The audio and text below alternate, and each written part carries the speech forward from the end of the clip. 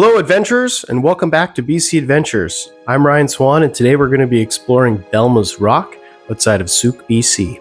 So this is kind of an off-the-track dive site. It's not your typical dive site.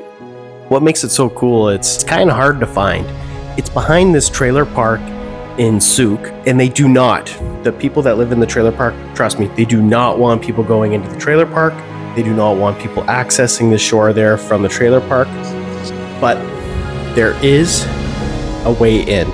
There's a green space beside the trailer park and a piece of private property. It's almost invisible.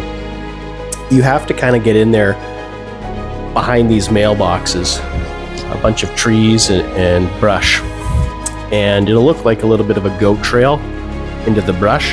Follow that goat trail down the way and into what would look like the trailer park's property. It's not. There's a 20-meter space between the private property and private trailer park. You can walk down that. It's 100% the public greenway and gets you access to the beach there, which is right in front of Velma's Rock. And that's where we're diving today, Velma's Rock. You would access here on the beach and then swim out to Velma's Rocks. Outside of the access being tricky, another piece is the current. And if you dive in this area, you'll know that it's very current prone and timing is of high importance. So I use race passage currents, but I offset it a little bit. And I typically try to enter in 4 to 2 hours before. And what I've found is if I dive it dead on slack with race passage at this dive site and other dive sites along this area here, it's not a true slack. And if you want to get a true slack, you got to come a little bit earlier. I'm not sure why it is. It might be a rip tide. There might be a back eddy. I actually have no idea myself. But what I do know is 9 times out of 10, if I'm 4 to 2 hours before slack, I'm usually pretty good. Again, this is kind of my interpretation of it. It works for me.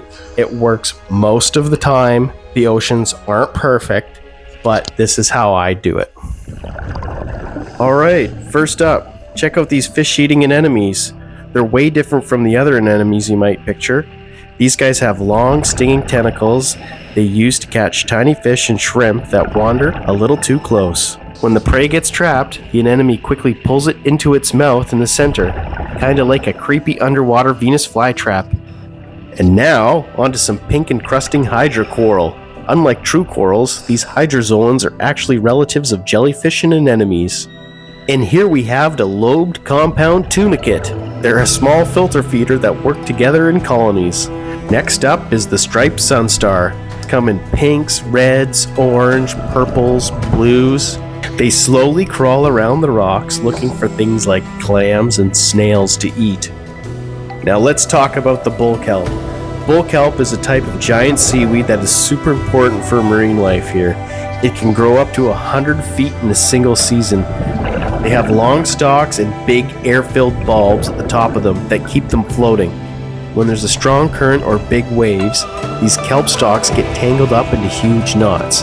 It almost looks like a natural rope bridge swaying underwater. Some animals, like fish and crabs, use these tangled sections to hide from predators. And kelp forests, like this one, are the richest habitats in the ocean. Tons of creatures call it home. Whoa, look at this sunflower sea star. These are some of the largest sea stars in the world with up to 24 arms. Here's a speckled greenling. These fish love to hide among the rocks and kelp. Alright, now here's a neat one. The gunnel. Even though it looks like an eel, it's actually a fish. These guys are long, skinny, and love squeezing into tight spots and rocky areas. Gunnels are also super adaptive.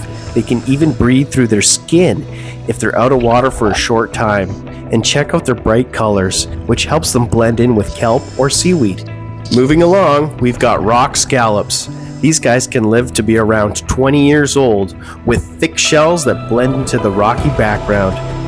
And now we've got these giant pink sea stars. They're huge. They can grow about 2 feet across and they're super easy to spot with the bright pink color.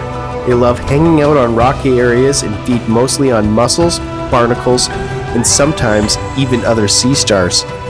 That wraps up today's dive at Velma's Rock, and if you're ever in Sooke BC or places like Otter Point have some of the most amazing kelp forests filled with all sorts of marine life, it's like an underwater city. Diving here, you can see everything from playful fish to curious crabs and majestic kelp swaying in the current. The ecosystem here is so alive, and every dive is a new adventure. Hope you guys enjoyed this dive, and don't forget to subscribe for more deep sea explorations. Thanks for tuning in, and we'll see you next time on BC Adventures.